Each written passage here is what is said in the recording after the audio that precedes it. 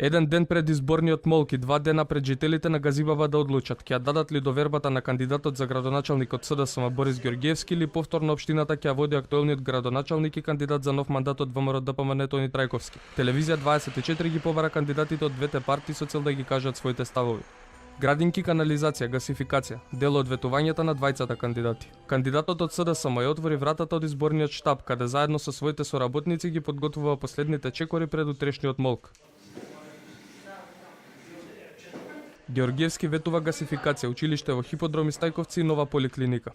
Советот и советниците, ако се во мнозинство, сметам дека како градоначалник што ќе треба да ги подобри условите во сите населени места, нема да се дозволат да не ги поддржат програмите кои што ќе бидат од делот на асфалтирање на сите улици локални во општина Газибава, во подобрување на условите за живот на младите, во обновување на 3 детски градинки, во 2 основни училишта, во изработа на фекалната светска канализација во населените места Трубарево, Гоце Делчев, Јурумер, Идризово, Колонија, Дрма, Булачене, Раштак, Црешево, Виниче, Смилковце.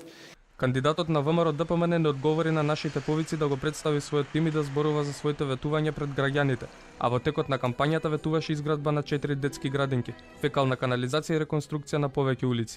Го реализираме и проектот изградба на ново основно училиште Крстем и Сирков и комплетна санација на спортските терени и реконструкција на спортската сала. Ќе направиме комплетна реконструкција на културниот дом, каде што ќе добиеме едно место за во иднина да може да се користи за одредени манифестации и одредени простории кои што ќе можат да ги користат граѓаните за одржување на одредени настани. Ќе продолжиме во делот на изградба на фекалните канализации и атмосферските канализации, посебен акцент на делот од населбата Камник и Јане Сандански.